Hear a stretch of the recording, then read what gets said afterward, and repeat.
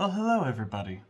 It's Direfon here at the location of I think the 1.1 update, the 1.0 update. I don't remember. So anyway, let's get into it. It has this update has a lot, as you can see. Got a day-night cycle.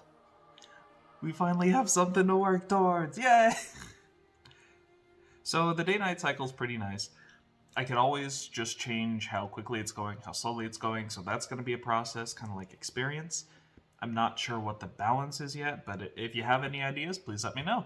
Other than that, the bait now does show that bright light instead of absolutely nothing, so at least you have that idea of whether or not creatures will be attracted to that. At the moment, it works in both day and night, but that kind of works anyway. If there's a bright light in the middle, if there's a bright enough light in the middle of the day, it's still going to pique your curiosity. So I'd assume it's the same with animals, or they might run away, they might stay still. You know, how they already act. That's my idea there. Status particles were bugged, and have been bugged for 2 updates. That is fixed. So previously, I didn't notice because it takes a while to get statuses to inflict. But it was calling different things. There was just a disconnect in one part of the code after it connects like 4 times, and I didn't realize. So now, if a creature is burned, it will show the burn particle effects and whatnot. So that's fixed. Overworld Apacies move. So if we go here, you can see that it actually moves instead of jitters around. They actually like to go places. Oh. And I'll probably increase the brightness of that lantern. But at least for the time being, you can still see vaguely what's happening in the nighttime. And look, those two chased after each other instead of chasing after me. I'm sure you can figure it out if you've seen the other updates. So I also updated every town light, well, to work, instead of just Aho and cells. So if you go to Tucson, all the lights should be there. Same with Tombstone, Nogales, all the towns. The routes as well, however, they didn't have nearly as many lighting effects at the moment. As you can see, this day-night cycle is rather fast. I will be toning it down for the final version. But you get a good view of it now in this version. Some Apacies stop and stare at you. Depending upon their nature, may just stop and look at you. I believe cautious is one of those natures, so that they won't run away yet, but they're just kind of curious about you. At the moment, that's all they do. They don't run if you get closer, which may be a thing I do later. We'll have to figure that out. It's a little extra code. Let me know what you think about that. So, creatures with Pac-Mon do spawn with extra creatures at a lower level. That way they have some sort of crew to be with. It adds some more spawning into the levels themselves. The pit mine spawner. For a while, it was a possibility that you could spawn into a pit mine that had an open door to an endless void, and you can walk around forever. Oh, lastly, Apacies will only disappear if they have been defeated in battle. It doesn't matter whether or not you use the Dreamcatcher to try and capture them, or Dreamcatcher to fight them, or whether or not you run into them to fight them. If they are not defeated, they do not despawn. I know earlier you could just run up to a group of 3, run, and they're suddenly gone. To combat this a little bit, say you were running into that group of 3, and they don't despawn, you had to run away. They get pushed a little bit away from the player. That way you get some range of movement or a time before you can turn to the cat version, the stealth version, and push them out of the way. There's some forgiveness there, but also I don't want to get rid of creatures and delete them if you just run away. You may want to refight them again. Who knows? So a big thing with this update is I emailed, I think the final count was 136 publishers. I didn't get much of a response from many of them. I got one maybe from a company that wants to see how the project improves, and the rest were just rejections.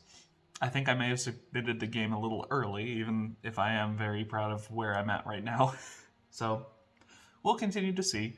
out of those responses, maybe about a fourth have gotten back to me. Might be as low as a fifth. So there's still time. I got an email yesterday from a company I emailed end of December. And for reference, I believe it was exactly 1 month after I had emailed them. So I could still be getting emails, and who knows. Cross our fingers, and let's hope that works. The Kickstarter's still up and running. However, it really doesn't seem like it's going to go anywhere. Right now it's sitting at around $106. I will not get any money unless it passes $5,000. Thank you, Kickstarter.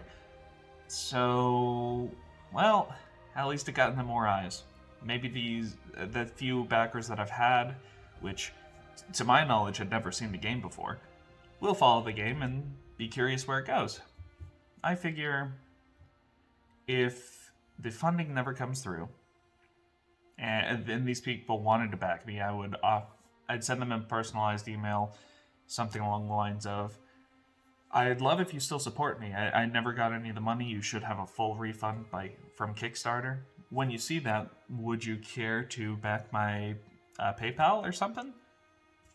That'd be very much appreciated. I'll still respect any funding goals that you would have gotten during the Kickstarter.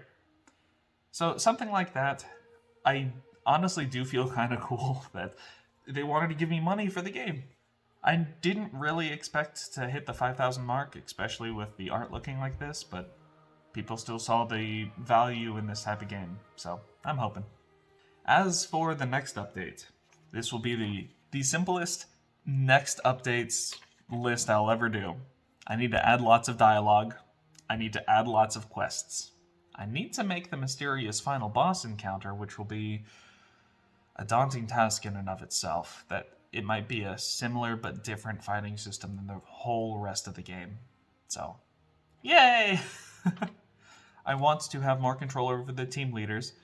I think I want to call trainers brawlmen. To me, that's almost, instead of cowboy, kind of a brawl man, which that's why they're fighting.